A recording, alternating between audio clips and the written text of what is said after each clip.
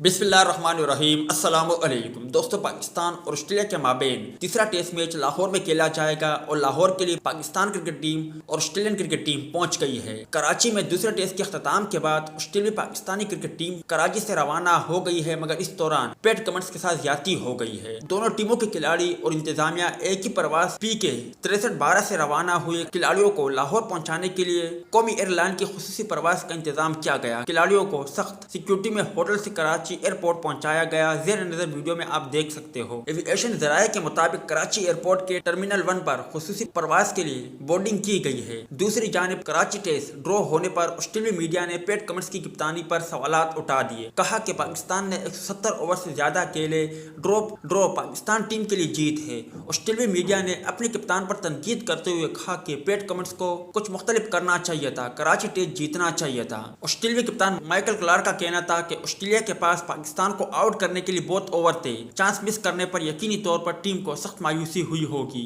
Michael Clarke का कहना था कि ऑस्ट्रेलिया को यह टेस्ट मैच हर सूरत में जीतना चाहिए था। मौजूदा सूरत में कई सवालात कप्तान से पूछे जाएंगे।